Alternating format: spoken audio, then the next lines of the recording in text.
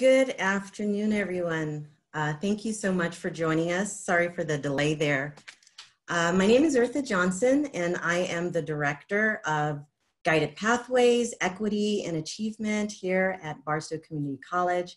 We want to welcome you to the first in a three-part series of social justice conversations for the fall semester. This is entitled The Souls of Black Girls. I am going to be introducing you to our panelists in a moment, but before I do that, I wanted to make sure that I guided you through this experience. So first of all, we are recording this session for those individuals who are unable to attend. We wanted to make sure that they have access to this webinar. And so we'll be able to share that link. So if there are others that you feel might have missed out today, we'll definitely send it out to you. We have all of the email addresses from the registration. I also want to ensure that everyone sees this as an opportunity to engage. We're looking to hear from diverse voices. This is not a presentation. This is a very interactive kind of conversation. And so we want you to either jump in as we share the questions with our panelists, or if you'd like to put your questions in the chat, myself and my colleague April will be monitoring the chat, making sure that everyone has access to the questions. Everyone's questions hopefully will be able to be shared throughout our hour together. And if it's not, and you have a specific question to any of our panelists, we'll make sure that we get those answers for you and send it back to you. So at this point in time, we're 4 minutes in. I'd like to introduce our panelists, and I'd like to ask them to introduce themselves a little bit, tell you, a little bit about their background so you know who you're talking with. So I'm going to start with T. Faye Griffin, who's on my screen. T. Faye, if you can share with our participants a little bit about yourself. You are still muted, T. Faye. I'm gonna. Ta-da, there we go. Good afternoon, everybody. I'm very, very excited to be here, very honored to be here, and thank you, Eartha, for inviting me. I always call myself a multi-hyphenated creative, writer, director, producer, lion tamer, you name it. My area of discipline is literary arts, visual arts, and performing arts. So I'm a bit of a dancing bear. I'm a native of Los Angeles, a very proud product of South Central Los Angeles, and I now reside here. Whoop, whoop, I see some whoop, whoop in the house. But I'm very, very happy to live now here in Apple Valley. I've been here for about 5 years. So I'm excited about this conversation we're about to have. Thank you for having me. You're welcome, thank you. I'd also like to introduce you to Tanisha Young. Tanisha, can you tell us a little bit about your background? Hello, everyone. Thank you for having me, Eartha. I am Tanisha Young. I am currently the Dean of Counseling and Student Success at Barstow Community College. I am a native to the Northeast area, so that's really where I was raised. I currently reside, obviously, in the area in the high desert for about the last 10 years. I'm an educator at heart. I was taught middle school before transitioning to counseling in the California community college system. And I'm excited to be here and share out, and more importantly, hear from everyone on this important topic. So thank you for having me. You're welcome, thank you. I'd like to introduce you to Alicia Paulino. Hi everyone, my name is Alicia Paulino. Thanks Eartha for the introduction. I'm the student trustee here at BCC, and it is my second year. And I was born in Inglewood, California, so I've been in California for a minute now, but yeah. Yeah, so that's me. I'm a student trustee, like I stated before, and I'm really excited to have this conversation, just discuss with all of you, because I feel like this conversation is long awaited and it needs to happen. So like I stated before, I'm excited. Alicia, can I ask you to explain what a student trustee is? So basically, student trustee, for those of you guys who are not aware, I basically speak for the students. I represent the students. If there's something on campus that, well, not on campus, not we're not on campus, but if there's something that needs to happen, I will basically bring it up to the board. I also do something with ASG. For ASG stands for Associated Student Government. And basically, we do events on campus. We basically just try to make things fun, you know, try to make it so it's not just school. It can also be a little fun in there as well. And like I say, I just speak for the students. If there's something you want to happen, like a concern, you just talk to me and I'll make it happen for you guys. So thank you. Thank you. Alika Jackson. Thank you, Eartha. Greetings, everyone. My name is Alika Jackson. I am originally from Compton, California. Grew up in South Central LA. I am an educator. I'm a teacher by nature. I teach high school in the high desert. I've been here for around 10 years. I am also a student, a forever student. I am a doctoral student now, obtaining that degree. I graduate class of 2021 in diversity and equity in education. I'm a mom of 8, and I'm a myth buster. That's what I call myself, and I'll explain that later. I'm so happy to be here. Thank you all so much for having me. Thank you. So before we get started, I wanted to direct everyone's attention. If you are a student, I'm going to ask you to put in the chat your name and B number, send a private message to April Yanez so that we can keep track of how many student participants we have. We have a wonderful giveaway that we will talk about towards the end of our webinar. So we've got Apple iPods and Galaxy Airbuds, I hope I'm saying it correctly, that we'd like for you to have an opportunity to win. So in order to do that, we're asking you to download the app, the BCC app, and on your screen, there are instructions for how to download the app. You are going to be asked to submit a survey. So there are about 3 questions in the survey, and it's really just asking you questions like, how did you hear about the event? Asking you to provide some feedback about what you heard, what you saw, what you experienced. And that will give you an opportunity to participate in the raffle drawing. And I know that everyone, you know, likes free stuff. I know I certainly do. So we want you to have this opportunity, but I think most importantly, we want you to provide us feedback so that we can create programming that supports your needs, programming that identifies with your interests. So we definitely will try to, you know, throw out some reminders throughout. And if I forget, we'll go ahead and address it towards the end of our webinar. So one of the things that I also want you to keep an eye out for are questions that I'll be asking the panelists. So each time I ask a question, I'm going to put it in the chat.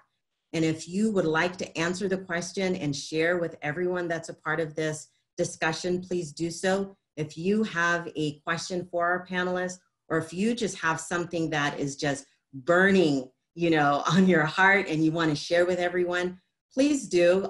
This webinar is only as successful as our participation. So please don't look at it as this professional experience where experts are talking at you, because we are all part of this experience where we're having these conversations with our friends, with our family. You know, they call it kitchen table talk, right? So we see things that happen within our environments, and sometimes we don't have outlets in which to, you know, talk about it. And sometimes you feel like, is it just me? You know, am I the only person that thinks this way or feels this way? And so this space is for everyone to really join in the conversation and share the experiences that you might have had, share the thoughts that you might have, share some of the recommendations that might occur to you. So with that said, I'm going to ask our panelists the first question. And this is definitely something that all of us can probably relate to and respond to. So please, you know, make sure that you engage as much as possible. So I'm asking our panelists, 1 second. What were your earliest images of Black beauty? I'll start. My earliest images came from my mother and father, actually. I still look at my mother and marvel literally at her beauty, and she's 70. But when I was a child, I would look at her, and I was born in the 70s, so everybody was rocking their afros, and she just, to me, was a flawless example of beauty. In the same mindset, my father, they were sharp. He wore his three-piece, not a suit. He didn't have a jacket, but he dressed to the T. His afro was perfect. And that imagery of Blackness and beauty, it resonated with me. And I remember being maybe 5 or 6 years old, but looking at my mother in particular, saying, I want to be like her when I grow up, because she was just beautiful. Thanks, Alika. I'll chime in. I am one of 6 girls, and my mother was the color of my cell phone, and my father was the color of a banana. So my siblings and I, my mother said, we went from snow to crow and everything in between. And I found beauty in all of my sisters. I have sisters that could pass, actually, for white. But I found beauty in all of them, specifically my oldest sister, who fell somewhere in between. She had kind of this reddish hue to her. We all have the same mother and father. It's just how it came out. And I just thought she had freckles. And I just thought it was so beautiful. But the strongest memory is of this usher at our church named Arlene. Arlene was statuesque. She was dark. She had cat eyes and wore the bat wing eyeliner. And she had the little, and I'm a child of the 60s. I was born in 1959. Yes, I know, I look good. And Arlene was an usher. She wore the white blouse and the black skirt. And she was so strikingly model gorgeous. Yet she was the color like my mom. She was very, very dark skinned. And so that was, for me, growing up, that was the standard. I hated the fact that I wasn't dark. So I think I'm an anomaly in that way. Thank you. So I'll jump in here and share some of mine. So for me, when I think of earliest images of Black beauty, to be quite honest, I kind of had to go back and contemplate for a bit, because I was such a tomboy growing up. I'm one of 6 children. I was raised in a household of 8 children because my parents took in 3 of my cousins. And so we were a large family, but I was sandwiched in age between brothers, and I ran with them, competed with them. So it took me some time to see, when did I actually, have an awareness of beauty and Black beauty. And to comment on, kind of to agree with what Alika said, my mom was definitely a standard. My mom is definitely what we would call light skin. As you see, I'm a brown skin woman. But she had long hair, and, as a child, she was, and she still is. I just thought she was so beautiful. And at that point, there wasn't a light skin versus brown skin of my recollection. I would say a little being under 10 years of age. But I just remember as well going to church. I'm a child of the church. And that was the only time, too, where I was kind of forced to put on stockings and get dressed up and see my mom get dressed up and put on makeup. That wasn't a huge daily practice for her, but it was a time where we, took the time to, show our best selves, dare I say. And I just remember thinking, wow, looking at all the other women in church and looking at my mom. And although I didn't embrace my dressing up, I definitely was in awe of the other Black women around me. My other earliest memory, I remember seeing Diana Ross on TV. So when we think of glitz and glamour and the confidence that she walked out you know, that was another thing where I was like, oh, wow, she looks different. She's razzled and dazzled. So I think those are my earliest experiences of a recognition of beauty. Thank you. Alicia, do you have anything to share? I would say same thing for me. My earliest memory would have to be my mom and my sister. I have a lot of aunts as well, so my aunts as well would have to play into that. I can't think of any media because I didn't see a lot of people my skin tone growing up, so my family would have to be my number one, my mom and my sister, because I have an older sister and we played around a lot more younger. So they were like my earliest images. I was like, I want to be like them. So they would have to be my earliest images of beauty. Thank you. At what age did you develop an awareness that there might be a double standard of beauty? So there's a different standard for people who are Black, white, Asian, and so forth. I became acutely aware in high school. Again, I was raised with sisters who didn't look like me, so I was accustomed to that, and they were just my sisters. So I didn't, and one wasn't treated differently or better than the other. But when I got to high school, I went to a very quite diverse school with quite diverse student body, Gardena High School here in South Bay of Southern California. And Japanese students, Chinese students, Latinos, Blacks, whites, everybody all clumped together. And it was there that I started to see the double standard. There were clubs, social clubs, where if you looked in the high school yearbook, you would see that the light-skinned Black girls belonged to this club, and the darker or mid-tone Black girls were accepted into that club. I guess it's kind of reminiscent of, what was that Spike Lee film? School Days. School Days. It was very reminiscent of there. Also, being acutely aware of boys by that time, I noticed how the boys would gravitate and desire the lighter skinned Black girls or even the girls of other races. And so that's when it was like, oh, okay. And again, me falling somewhere in between. I wasn't dark, but I wasn't light. So I became very, very aware of the double standard then. I would have to agree with you, Tifa. I think I was definitely a teenager by the time I realized the double standard. I think I got into, you know, the magazines. So that time it was 17. I'm not even YM. I don't even know if those were the right names of kind of these magazines that were catered to, you know, pre-adolescent or teenagers. Mm-hmm. And, you know, it was everyone on the magazine, inside the magazine, all the stories were typically about white women. And then if I saw anything that a Black woman was depicted, they were usually of light or fair skin, kind of feeding into, you know, that being bombarded with these images of white, fair skin is what's beautiful, because we know on magazines, it's glamorized, it's the perfect shot.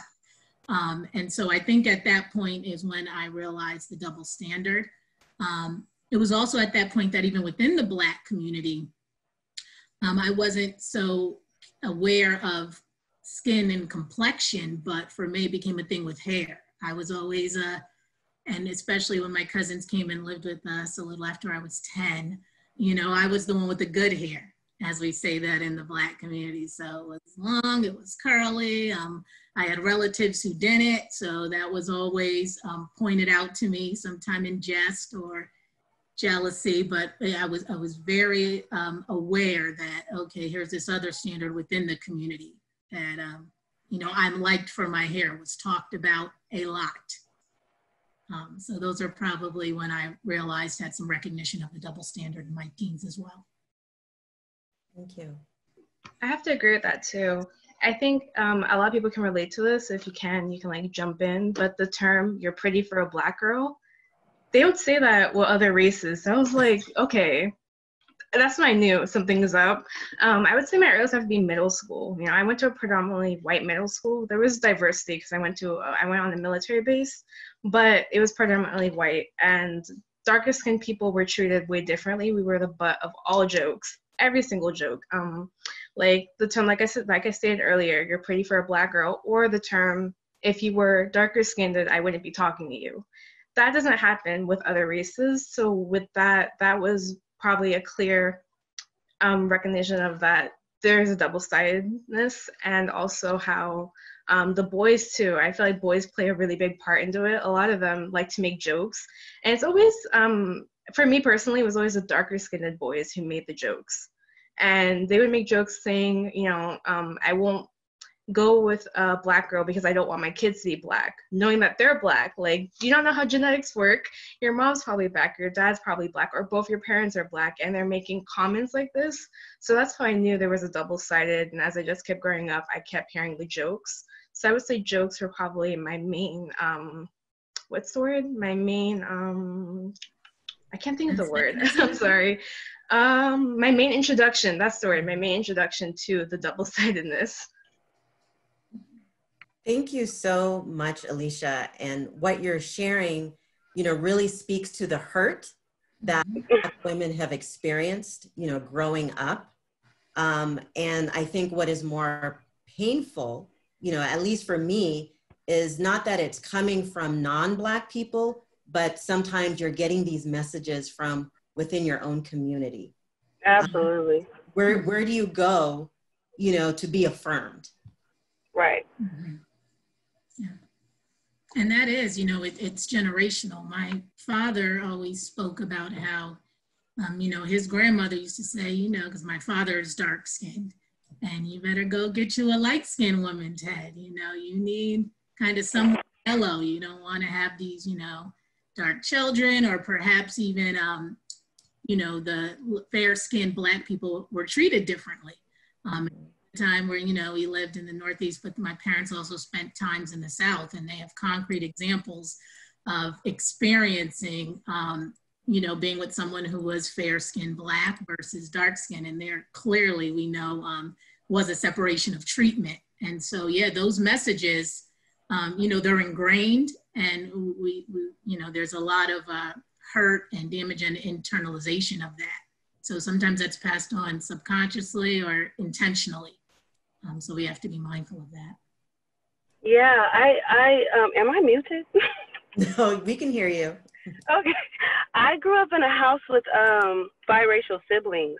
And so as a child, I can recall hearing like my mother or grandmother and uncles coddling her differently, telling her to stay away from us, or they're going to be mean to you because X, Y, and Z, you're light skinned, or your hair looks different. Like there was this perception created in her mind, my own sister's mind, that we were going to be, in a sense, almost barbaric acting towards her because we were the darker children and she was the biracial sibling. And so then there was a divide amongst us as siblings. She kind of didn't want to come around us. Anything that we said was, you know, assumed to be aggressive or harsh, or just, you know, it caused us to have a huge wedge in our relationship growing up for a long time, until we understood that this was a thing of color, an issue of colorism, and we had to sit down and pour back into each other because our parents had dealt with their own trauma, I would assume, and just kind of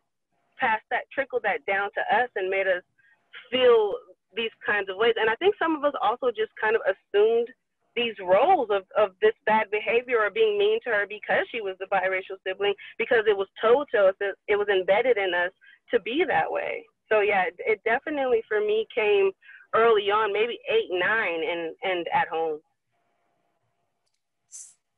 Sasha, thank you so much, you know, for so succinctly, you know, identifying that experience. And I could imagine that it was extremely hurtful.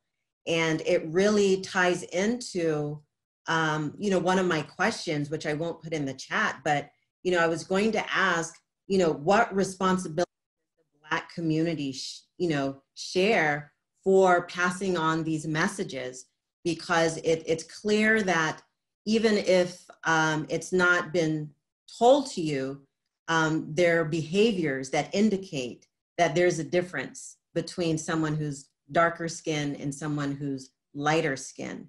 And I know for myself growing up, I went to predominantly white schools like Alicia, and I remember there were probably 2 or 3 Black girls. So I was the brown girl, there was a dark-skinned girl, and there was the biracial girl. And everyone made it seem as though this biracial girl was so beautiful.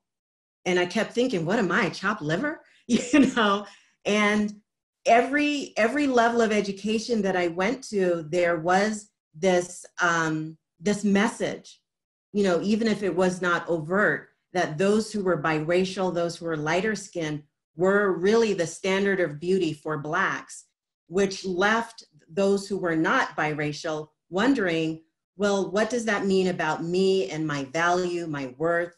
And so, you know, you really, you know, hit the nail on the head there. And so, you know, one of my questions to everyone is really, how do we create, you know, a sisterhood, but even just you know, on a larger scale, how do we affirm, you know, Black girls, Black women? I'll answer that one. I'm kind of the other end of what you guys were talking about. I've always loved the skin that I was in, always. And I think it had a lot to do. My father was a member of the Black Panther Party in Compton. And from the time that I was born, the name that I was given, he made sure to keep us Black centered. We had Black dolls, everything around us was Black. And he made it to where we knew that our Black was beautiful, and we didn't have a question that it was beautiful. And he was probably my color. My mother was probably my color. So I was always kind of in the middle, like T. Faye. But there still comes a time where we as a community of Black people have to teach our children from the time that they exit our wombs that they are worthy. They're worthy, they're beautiful. He inundated us with books about our culture, about where we came from, about who our people were. And he, like I said, he surrounded us with things that showed us that Black people were beautiful. And we could be whatever we wanted to be, as long as we knew who we were and we defined ourselves. So things like that. And in turn, I've taught my daughters the same thing. Now, do women go through, young women go through instances where their self-esteem is low? Because everybody deals with the light-skinned girls are better, or I like the light-skinned girls. My daughters tell me the same thing. However, if we teach our daughters at a young age to ground themselves in defining who they are as young, Black, resilient, beautiful women, and we reinforce that on a regular basis, they have no choice but to ultimately love themselves. And I think just that push for defining who you are. No one's definition of you is better than your own definition of yourself. But if you don't have that solid foundation of defining yourself at the beginning points of your life, or even throughout the periods of your life, because we always have to assess that definition. But knowing at the center that you are worthy, you're beautiful, you're the original woman. All humanity came from you. That's power. So to acknowledge and accept that power and teach that to a young girl as she grows and develops, and to reinforce that, we can stop all that. We can stop all that low self-esteem and lack of love of self, and allowing other people, the media included, to tell us who we are. Thank you. May I say something? Yes. I think what we also need to do is the perception of colorism. When we talk about it, a lot of light-skinned women, mixed women, feel very attacked, almost like their Blackness is being invalidated. But that's not necessarily the case. It's just we need to recognize the benefits that we have. So when we talk about colorism, it shouldn't be something where light-skinned women should be like, what? Blah, blah, you know what I mean? It's just racism. We experience racism. And talking about colorism is not invalidating our Blackness whatsoever, but it is more so validating our Blackness and recognizing where we stand in the Black community, how we benefit from certain things, and how we need to help each other and help people that do not look like us. Because at the end of the day, we can't get anywhere unless we recognize what we have as light-skinned people. you can't get anywhere. Just like we're not going to fix racism. If we don't talk about racism, how are we going to fix it? We need to talk about colorism, and it needs to be a normalized topic, something that we should feel comfortable talking about instead of feeling like we're being attacked. So I thought that was really important to say. So. Thank you so much, Kyla. And Kyla, you look just like my granddaughter. I wish I had a picture of her right here. You look just like her. I saw Sasha's comment, and I think it dovetails with what Kyla was just saying. It's about acknowledging that there is a issue, and then holding ourselves accountable. And speaking of media and accountability, that is where we have fallen down as a community of people. We fall for the okie doke. We let it ride.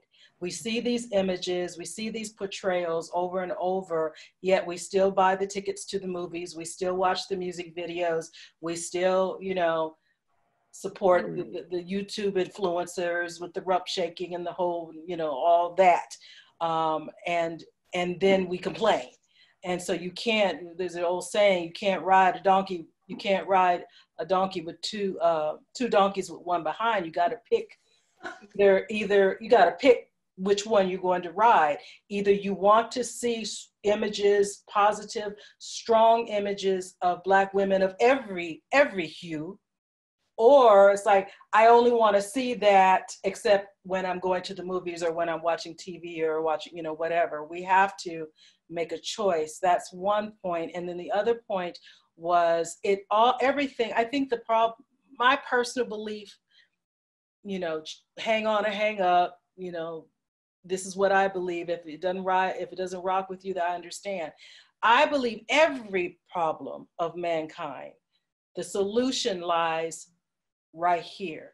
What is my part in it?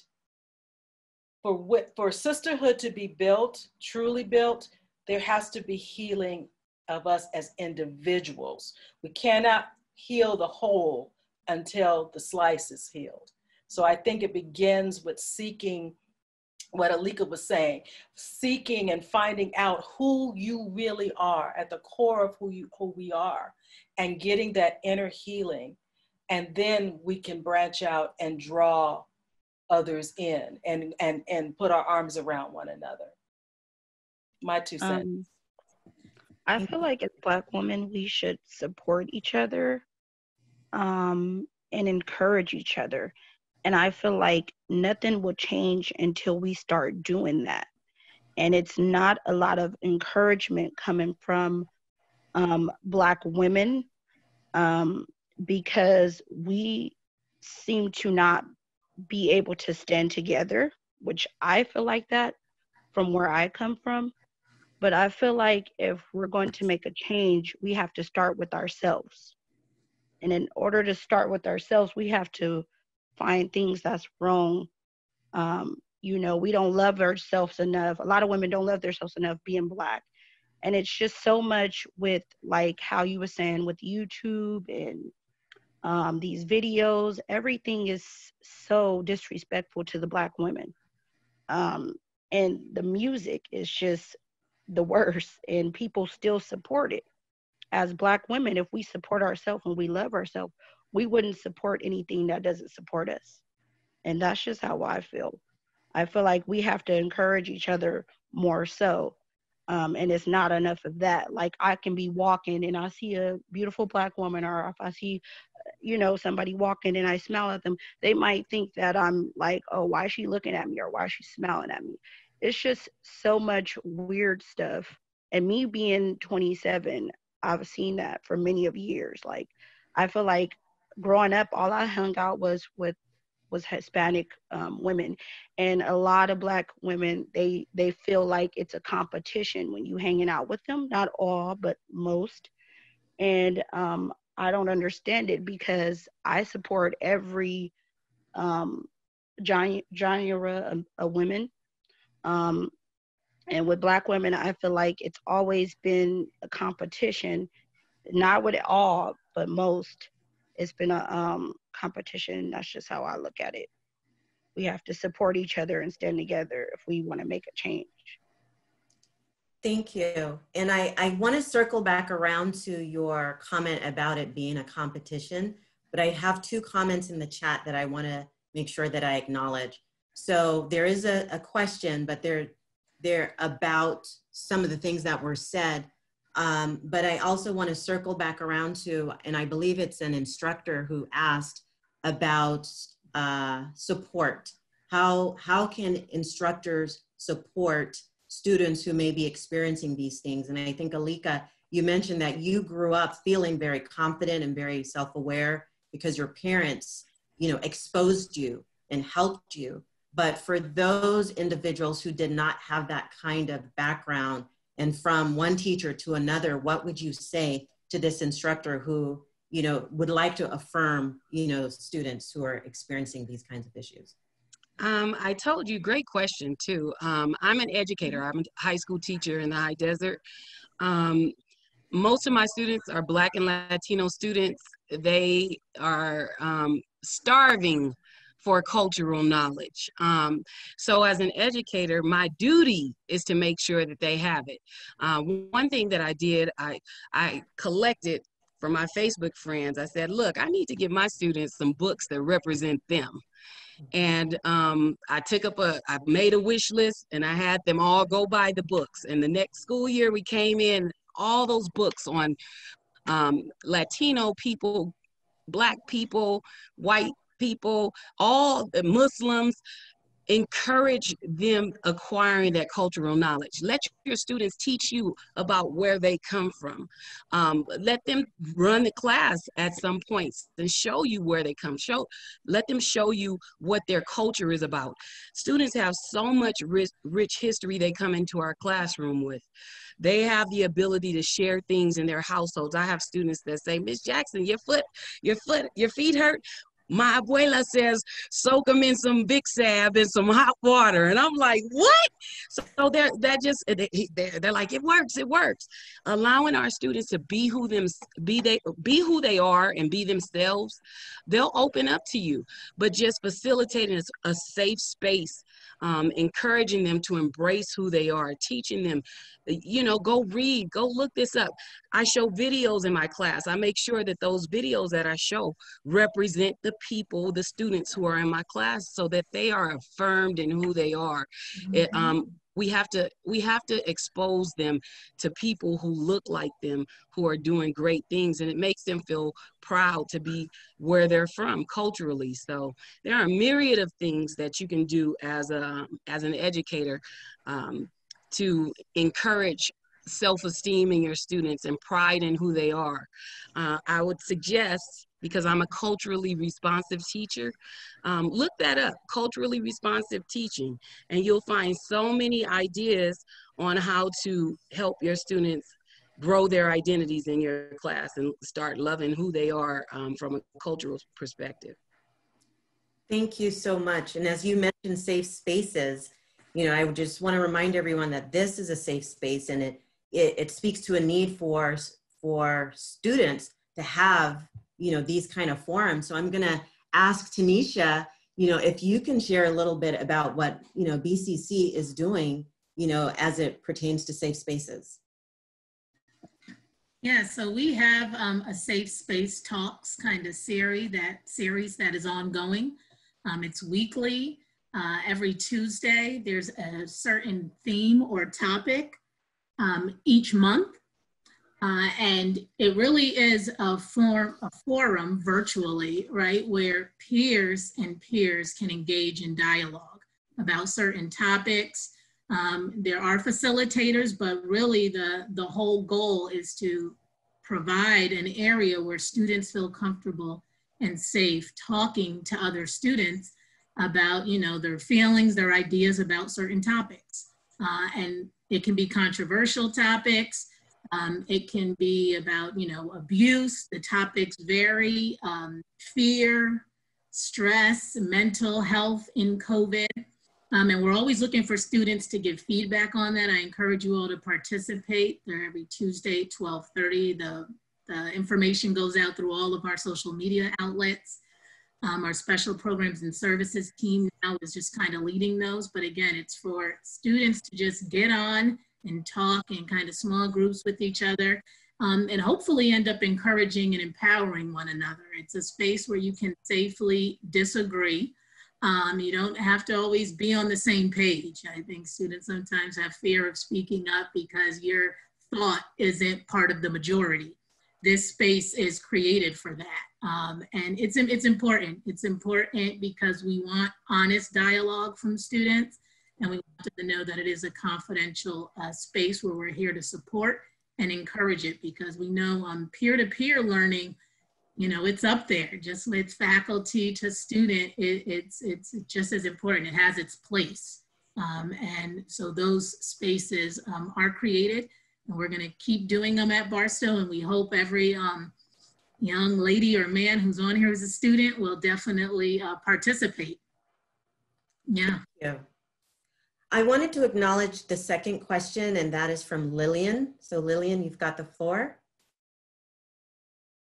So, no, I was just listening to all the things that we were talking about. And I think, you know, for me growing up in Boston in the 60s and 70s, I went to community school where we did the Nguzo Saba for instead of the Pledge of Allegiance. So it was, the Blackness was taught into me. But when I went to Boston public schools and then to a suburban school for high school, that changed. I was very confident, and I knew that I knew academically I was solid. However, the system that I now found myself in didn't acknowledge that, because I was now just a Black girl that, you know, was being bussed out to a suburban school who didn't know, even though I was in AP courses and I was, you know, getting the grades,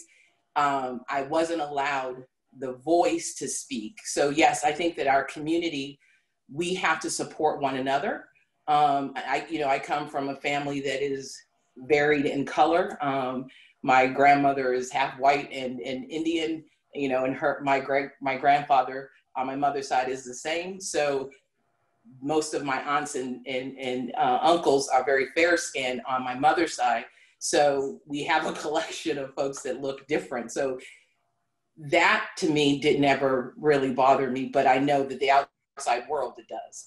But we have to, yes, so we as a community have to learn how to embrace our differences and to get out of that slave mentality, the house slave versus the field slave type thing. We have to get that mentality out, because that's so embedded in us, even as a community, that we have to stop doing that. But I think we also have to address the systems that we send our students to, right? So we have to then begin to really fight for a change in curriculum, so that, like Ms. Jackson said, it's not just her that is being culturally sensitive. It's just not her that is doing those things. That has to come from throughout, that our students aren't looked at as if they have an opinion and they're passionate about it. I could have the same opinion that a white sister might have, and because of the way I express it, oh, I'm being aggressive, or if I'm being, you know, because first of all, I'm a big Black woman, so there's that disadvantage in a sense. So it's also how we view people, right? And so we have to begin to really change that. And I think that has to come through, we have to not only fight as a community to make sure that we do that and get together, but we have to look at our systems that we're sending our students, our children to, whether they're Black, Latino, white, whatever. We have to really begin to change that system to really make it inclusive. I totally agree with her. Sending your children into public schools unarmed with that cultural knowledge, they will, they may succumb to some of those stereotypes and beauty standards if they haven't had that foundation laid at home. Our job as Black women, or women in general, but our job, we are our children's first teacher. That's our job. And we have to step more readily, I feel, into that role. So before we even send our children to these institutions where these systems are all out of sync, for us, we have a duty from home base. from the time, like I said, when they exit the womb, to prepare them for what they're going to have to deal with out in the world, from racism to colorism. I just saw another comment too, Eartha. I'm sorry. Someone said they said brown, fair skin, and light skin. We talk about it as if we're separate, and that whole idea is very divisive. But it reaches back to what Lillian just said. It goes all the way back to slavery days, where you had the house Negro and the field Negro, and that Willie Lynch syndrome where we were divided. We are all one people. We all came from one source, and we do have to uplift and encourage and see ourselves in each other in order for us to do better with our generation and future generations. Thank you, Alika. I want to shift the conversation a little bit to some of the themes that came out of the documentary, The Souls of Black Girls. And part of that conversation included the sexualization of Black women. And there was a professor in the film that talked about how this kind of thinking and experience derived from slavery.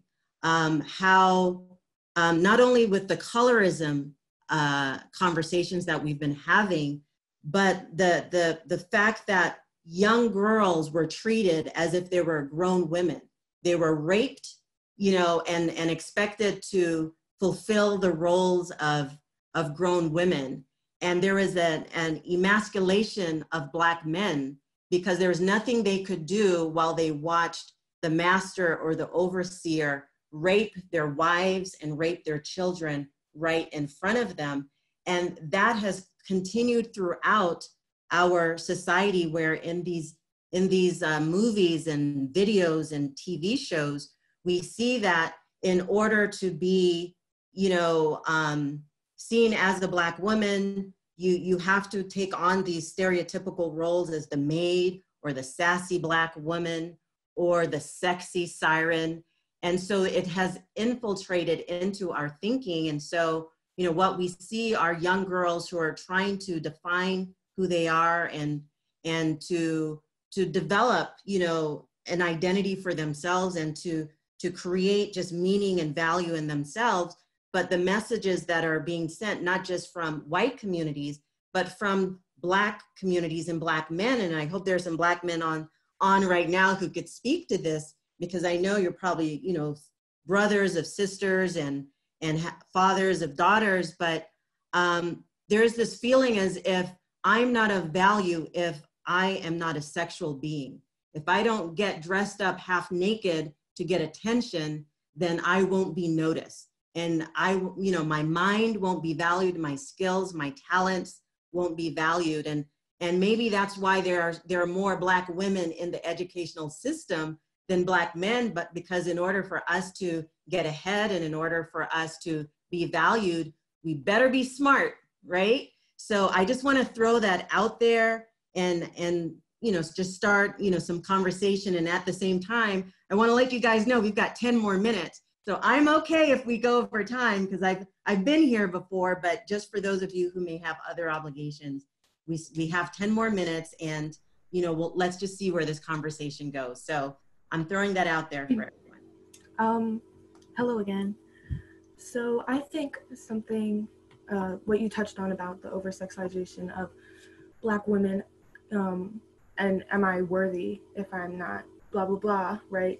Mm-hmm. I think what we've seen a lot is the defeminization of Black women in society. So not feeling like you're feminine enough, maybe because you don't look like the beauty standard, or because Black women aren't portrayed as feminine usually in the media. So I think part of that could stem from not feeling like your femininity is validated by American society, by society in itself. I thought that might have been important to say, that's all. Absolutely, thank you. Anyone else?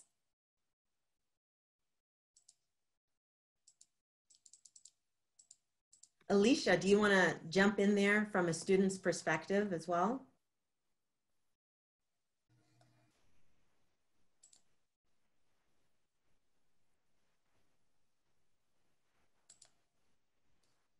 Alicia? Oh, There you sorry.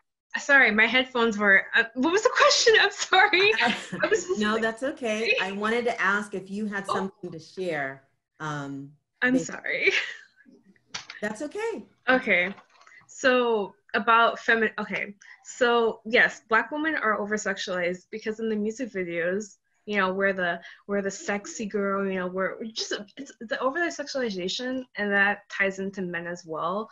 And again, this goes back to what I was saying about boys as well, because Black girls are seen as the curvy girls, the girls with the big chest, the big butt, the big lips, and that's all they see you as.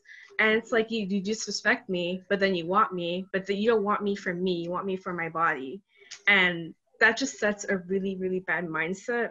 And along with that, I wanted to say something else about how another thing with Black women is that if you speak up about something, like if you speak your mind, you're deemed as aggressive, you're deemed as, you know, you're being too loud, but you're just speaking your feelings out and you're being passionate about it, but that is deemed as you just being aggressive. And I understand how that came from it, because, you know, Black women, specifically dark-skinned women, are seen as disrespectful, they're seen as rude, they're seen as ghetto. But, you know, a lot of the time, you know, Black women, we have to build up these walls because of how society treats us. And it's like you have to like already have a guard up because you already know these comments are going to come from you.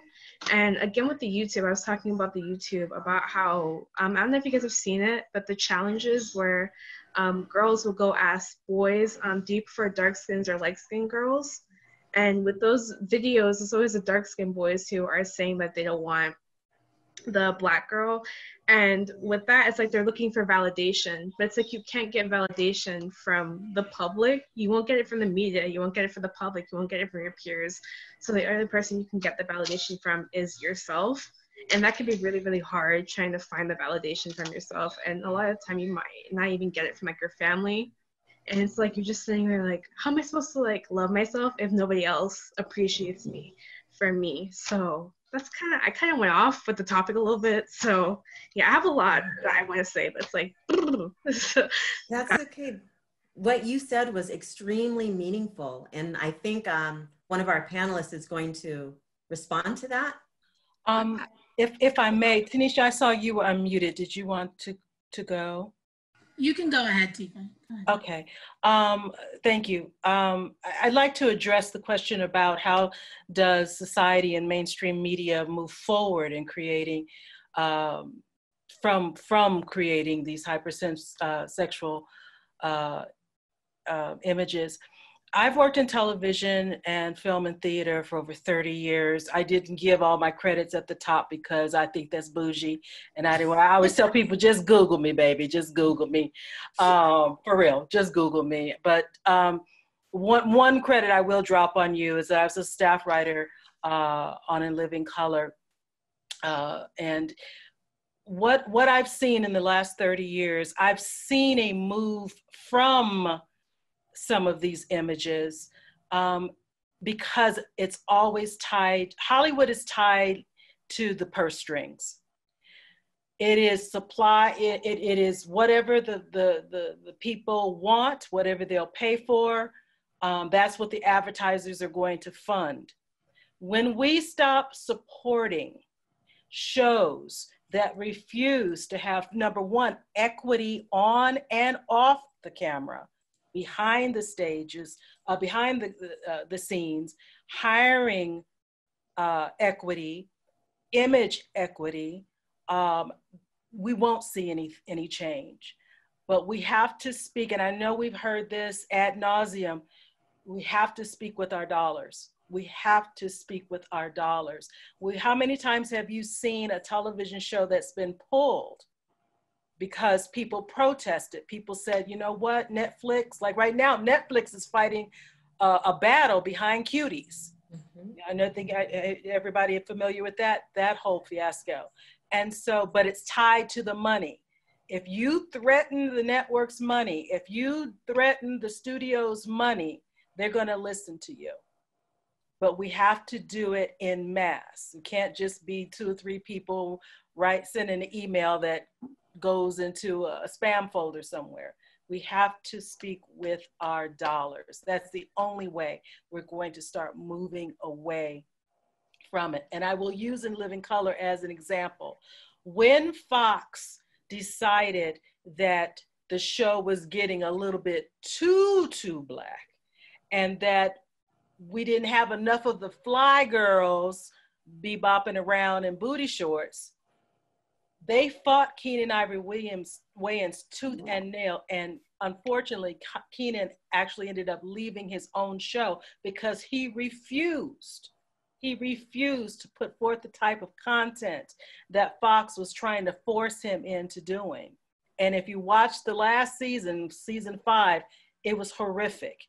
The images of women, horrific. But that's what the people were paying for. People who look just like you and me were paying for it. When we stop paying for it, they'll stop making it. Thank you. Amen to that. Tanisha, do you want to say something? Yeah, I just want to, agree with everything that Tife said. It's consumerism, and, it's that old saying of you are what you eat. So if we continue to, fill our space, our mental space, our immediate circles with people who don't speak life into you, who don't support you, if you're turning on the TV to watch, the idiot TV shows, or, we have to get in a space where we can reject those stereotypes and we don't buy into it. Because if you're filling yourself, it's the social media, the Instagram, if, we're human beings, as they said in the documentary, we learn by repetition. You keep taking it in, it eventually overtakes you. And so, back to that, again, as everyone said here on the panel, is that it's always going to come back to self. And then when we have enough individuals who, are accepting themselves, are committed to it, right? You have to love yourself through the storm, not give up when things get tough. You have to teach yourself. So just like Ms. Jackson was saying with the, the cultural capital of, we have to pour into ourselves. And when there's enough, we'll see a shift in almost the ethos of the community. So, if someone's walking by and, it's another, sister, Black woman, and you smile and she doesn't, that doesn't need to be internalized. You keep smiling the next. We have to build ourselves in order to then build a community that is healthy and functioning and can sustain. And when we do it in bits and pieces, when you want to be nice and love yourself one day and tomorrow you can't speak one positive self-affirmation about yourself, the journey's going to be long. And I think once we have those revelations and we have built ourselves enough, you won't be interested, or you won't feel the pressure to consume. And we know a lot of these media companies, one of my best friends is a top media exec, but they're controlled by men, typically white men. They talked about that in the documentary, who don't have one Black woman in their immediate circle. So, educate, let's kind of be the change, or let's reject it. It's there, and it was definitely more accessible than we were 20 or 30 years, but just because it's there doesn't mean that taking that apple is good for you, because again, we are what we eat, what we read, what we tell ourselves, with the circle we surround ourselves with. And sometimes that's even family and close friends. And I think that's difficult, especially for youth and younger students. I, like Alika, I came from a family, my daddy loved me. He poured into all of us children, but I'm still his favorite. I will always be his favorite. And he always told me I was beautiful, I was great, I was smart. It wasn't just an exterior thing, but for those who haven't experienced that in the family and in the household, you have to find a community where you feel loved and accepted. And sometimes it may not be those people, and they don't have it in you to teach the next one. And, fortunately and unfortunately, it's always gonna, hang on our shoulders. But the information's out there, so we can always teach ourselves about our own identity, our culture, where you come from. I mean, when I was an undergrad, I was ready to head back to Africa, I tell you. That's right. All these other things. I think it was Alika's experience from young. I was ready to take the world on. And again, you know, a lot of that education became sought out or just from the people in my circle.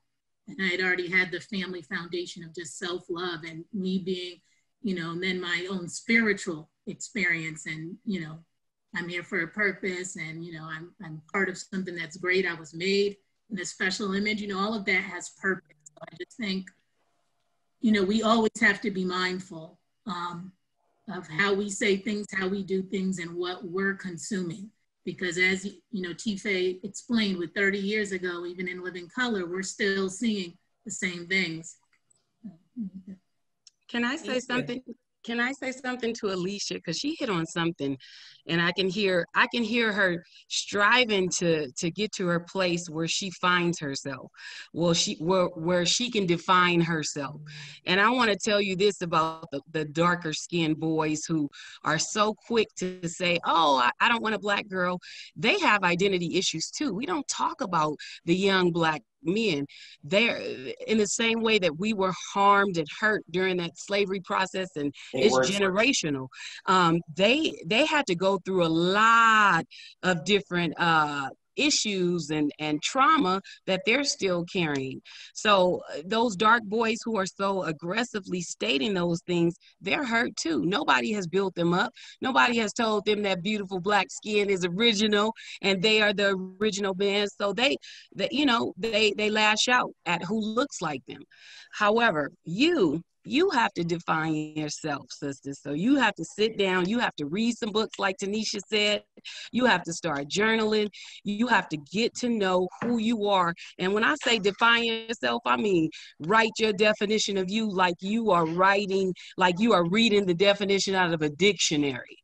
I call myself queen, and I just started, I said I'm a queen, and everybody else calls me queen now. Don't call me anything but queen, because that's who I am. So your definition will carry you, but you have to realize that that definition that you've created is higher than anything else that somebody else has made for you. So you get to that point. Sit down, start journaling, start telling your story, start reading about other Black women and their stories, and that transference of knowledge, of power, resilience, strength, you'll take all that in and you'll see yourself in those women. Read. That's one thing Black people often fail to do. They used to say, you want to keep knowledge from Black folks, put it in a book. We have to read more. We have to find ourselves in the literature that our people wrote. And I'm not just talking about nonfiction. I'm talking about fiction, nonfiction, articles. Get your hands on some stuff that validates and affirms you. You are a beautiful young queen, and you need to remember that and work on that and define that for yourself, sister. Thank you, Alika. I put a question in the chat about giving some practical advice to Black females about accepting themselves. And it sounds like without you even seeing the question, you guys were speaking to that. I wanna come back to something that Tanisha mentioned in terms of consistency.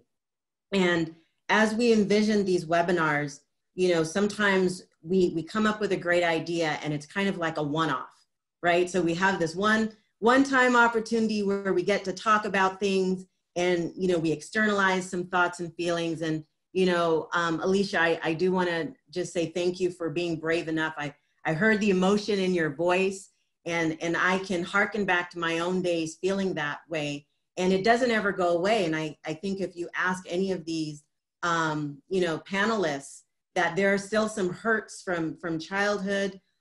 We go out into the world and we experience the world, and the world can hurt us.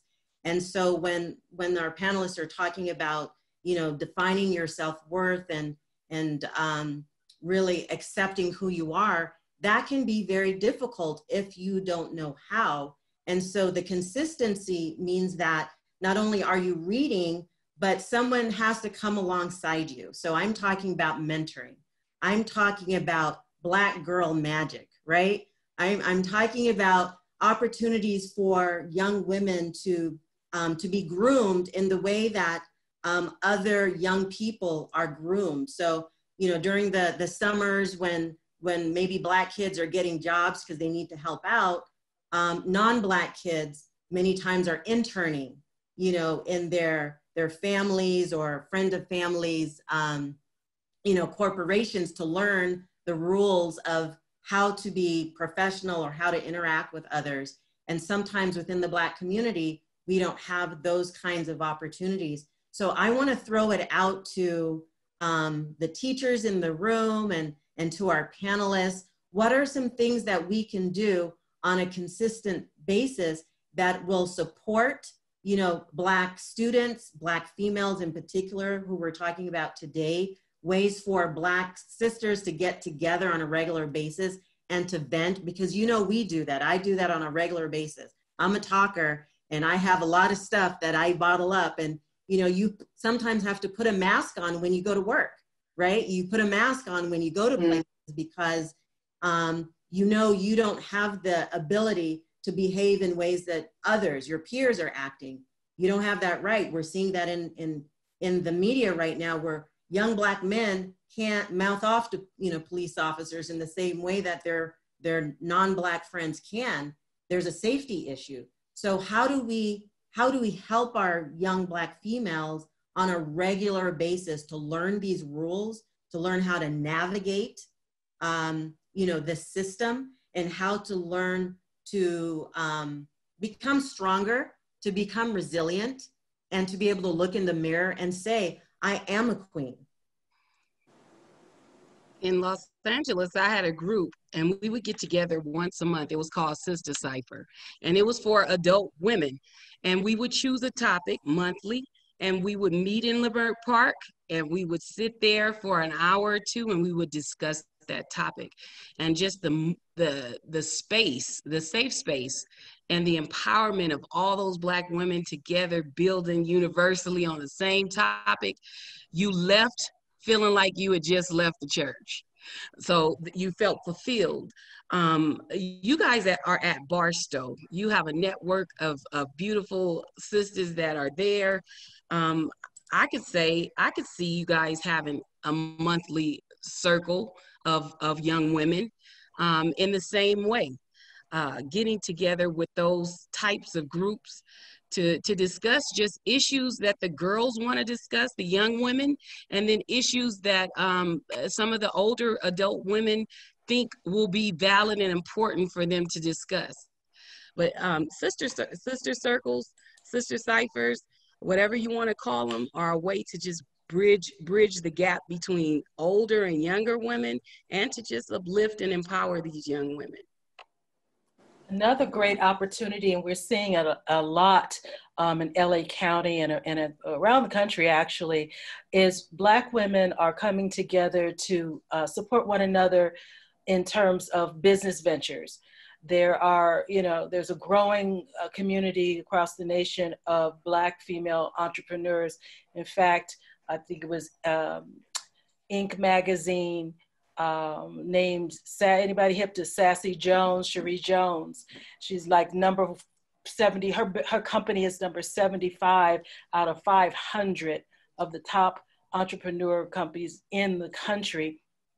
And it came together because she had a support system of other women who came alongside her with their skill sets to, you know, to stand in the gap and create, you know, a bridge, and wherever she had chasms, and together they built this thing. So in addition to having dialogue, in addition to sitting down and literally, physically and figuratively putting our arms around one another and being kind to ourselves and to one another, we can support one another in our endeavors. Maybe you need tutoring.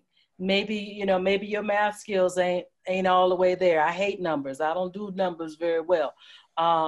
But I got words. I can do words all day. So maybe it's that kind of thing, even just coming in. Well, I guess what, in a nutshell, what I'm saying is, in addition to the dialogue, practical applications as well, where you're taking what you're learning about yourself and about being part of this organism called Black women, is taking that and taking it out and changing the world in other ways. Thank you. Thank you, Tife. I would like to ask some of our younger women that are with us, and I'm seeing that you guys are all hanging in there even as we're going over time. I appreciate that. What do you need? So, you know, you've heard some older women provide some suggestions about what we can do to support you. Did I offend you? But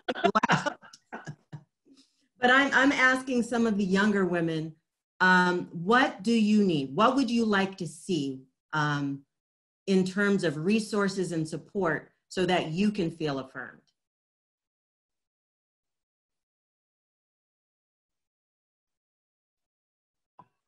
Well, I guess I'll speak up. I guess maybe like inclusion. I just get like the light skin versus dark skin, just all of us would come together as a whole. Because like you said earlier, at the end of the day, we're all Black. You know, being a woman is one thing, being Black is another, and having the both together is like, it's a lot. So I would say just having like a safe space to come together and just to talk and just like to realize that our stories are not that different, and just to come together and talk and just try to stop the divide as, you know, light skin versus dark skin versus brown skin, just to realize that we're all Black at the end of the day, and just to start with that. So I think a safe space, like you say before, would be good. Thank you, Alicia. I don't I don't attend this school, but I'm here for Alicia, and I'm really proud of you, Alicia. But I just wanted to say, I know how much it affected me not having a teacher that looked like me ever. I graduated high school and I never had a teacher that looked like me, and I'm sure many other students that were darker than me could have felt the same way, and it still affects me. And I still think about it, and you know, it does hurt sometimes. It's like, wow, that would have been a great opportunity for me to see myself in such an admirable position. So I think representation and letting Black students and POC students in general seeing themselves around campus, even if it's not teachers, posters, books, lessons based off of people and this experiences that they live through.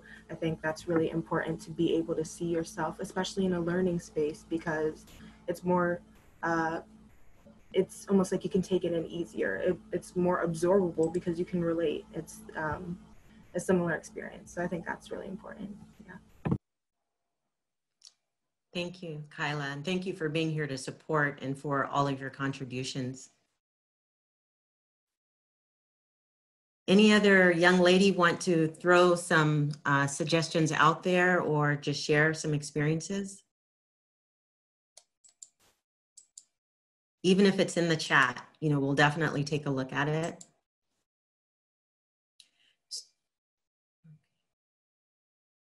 So more support, more encouragement. I see meet and greets.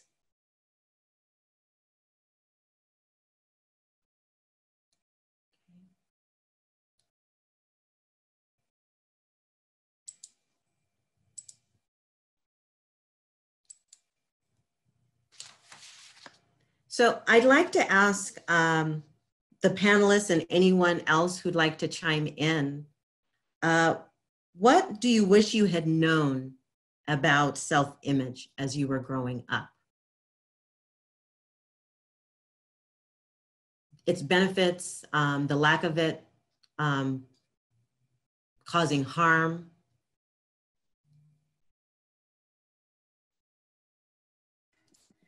I think the thing I wish I had known that would have changed my life definitely is knowing that this world would be out of balance if I were not here. That I have weight. I have weight in this world. My presence in the, yeah, am I popping my collar? Absolutely. We should all pop our collars. This world would wobble if you were not on it, because we all are unique and you know, individuals that have giftings that while we may have the same gift as the sister next to us, she can't rock it like I rock it, and I can't rock it like she rocks it. We are so uniquely engineered, and we are important. And had I known that and understood that at a younger age, I would have accomplished a lot more in this life, and I would have been kinder to myself. And that's my one piece of advice, is please, please, because the world ain't gonna be nice to you, but please be nice to yourself. Be kind, treat yourself with gentleness and kindness. Don't be so hard on yourself. Thank you, Tife. Words right out of my mouth, Tife. I was gonna say, you have to be kind and patient with yourself. I wish I had known that it was a journey, because a lot of times during the journey, you feel you've arrived, and life has a way of smacking you in the face and pushing you down and making you crawl.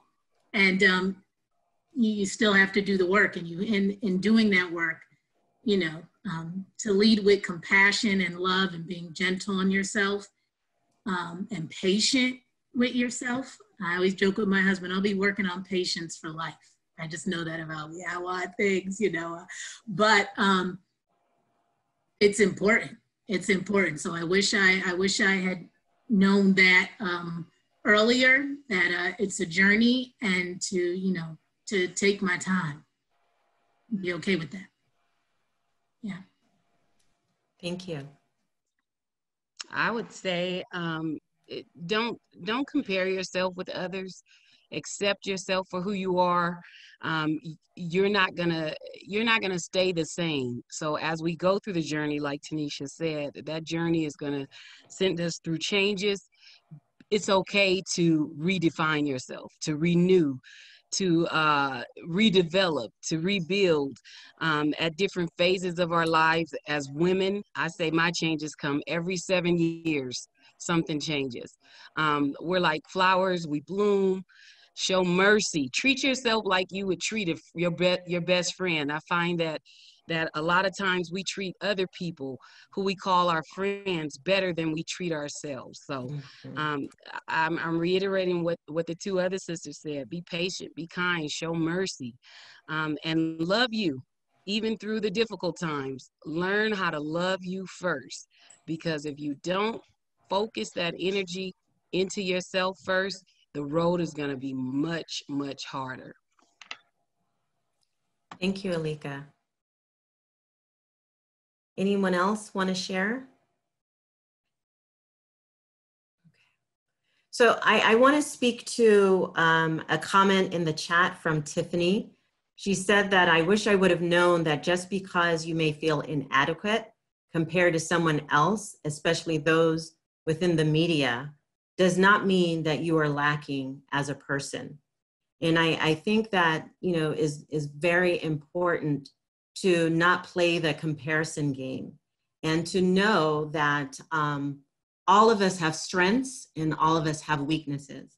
And I think we've been socialized to focus on weaknesses and to try to improve, in the areas that we think we're weak in. And I think, we have to just turn that concept on its head and focus on strengths, because we all have strengths. And if you don't know what they are, ask the people around you, because they see your strengths. And keep asking a lot of people, because there are some people who are haters, right? Spirit crushers, and they may not tell you the truth, right? I see some nodding of the heads. They may not tell you the things, that will affirm you. And I think, our journey is really about just fulfilling our potential. And along the way, we're going to make mistakes. Along the way, we're going to have doubts. And it's important to surround yourself with positive people who are going in the same direction, people who are able to provide good advice, people who are able to see inside your soul and tell you that you are worthy, you are valuable, you are beautiful, you are smart. And not everyone grew up, with those kind of affirming words. I know I didn't grow up knowing what the heck I look like. I just knew I was smart. And I believed I was smart until I met a smarter person. And then because of the insecurities that I had, I started doubting, those things. And I think it's important for us to continue to make positive statements about ourselves, to affirm ourselves, and to recognize when someone around you is crushing your spirit, and to have some courage to share. And I know sometimes it's really hard to tell someone that what you said was hurtful, or how you treated me was hurtful. That's very difficult. But even if you're not able to do that, it's important for you to acknowledge it for yourself and not pretend that you're stronger than you are. Because one thing I know in the Black community, that Black women are extremely strong and they tend to be superheroes. And sometimes we convince ourselves that we can handle more than we actually can. And so, you know, for those students out there like Alicia and Kyla and Starsha, all of you who have been sharing with us and being extremely brave and being vulnerable. There's hurt there. And I wanna, you know, encourage you to address that hurt by finding, you know, people that you can talk to. I know I have my go-to people that I speak to, but, you know, I also want, you know, to encourage those of you who never even considered going to counseling, that's important too, to be able to address, you know, those feelings that you have that might prevent you from enjoying life and from pursuing the things that you want. Because there's one thing I know, God put us all on this earth to fulfill a purpose, and he didn't make any mistakes. And so it's important for us to start to believe that. No one can convince you that you are worthy and valuable, but they can certainly convince you the opposite. And so there's a lot of work to do. There have been a lot of suggestions, you know, in the chat and from our panelists and from speakers. And I think that, you know, our commitment to all of you as students is that we are going to identify ways that we can provide support to you, ways that we can help connect you. And what I ask all of you to do is to provide us with feedback through the survey. I'm going to ask April if she could share her screen and show you where to provide those comments. The more we know about what you're going through, the more we can, you know, provide the resources and support that you need. We want to hear from you. And the fact that everyone has sat on here, I think we lost maybe 5 people, right? But there's still 32 of us on this webinar. The fact that you're still here tells me that this was important to you. And we want to say thank you. We want to show our appreciation by making sure that this is not just a one-off, that this isn't the only conversation that we had in this month. And, you know, you're not going to hear anything again until Black History Month, right? This is very important. So if you can download the app, on the screen, you'll see how to download the app and complete the survey. We want to hear your thoughts, and we want to, you know, say thank you for being here. I also want to share with you, we've got some other webinars coming up. So April, if you can show that screen. I noticed that there were some Latinas on board, and I know, you know, having friends who are from various parts of the Hispanic diaspora, that you too experience some of these issues. You know, that your abuelas are telling you to stay out of the sun, you know, because they don't want you to get too dark, and that within your own community, there have been some hurtful messages. So next month, October 13th, we'll be talking about stereotypes as it relates to Latinos within the media, but we also recognize that there are stereotypes within our own communities as well. And in November, we'll be addressing stereotypes within the Native American community. So, you know, before I wrap up, I'd like all of our panelists to just share with, you know, within 30 seconds, one, you know, parting piece of advice or encouragement, one comment that you'd like to leave with our participants.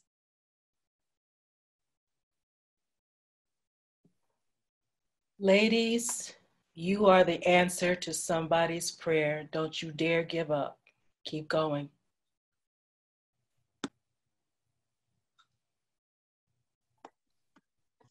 I love you. Look at yourselves in the mirror on a daily basis. It'll be hard in the beginning. Take the time to tell yourself, I love you. And from me to you, Black women, women of color, I love you. Keep love as the primary for yourself and work towards that self-love, and everything will be all right. Were you going? No. ahead. Okay. Oh, we both of me at the same time. Okay. I would say to remember the hurt. To hurt is good, and to move forward from that hurt, and to know that you don't want to be in that place anymore. So I would say just move forward and know that brighter days are ahead, and just to know who you are truly, and remember that honesty is the best policy. That is what I will leave with.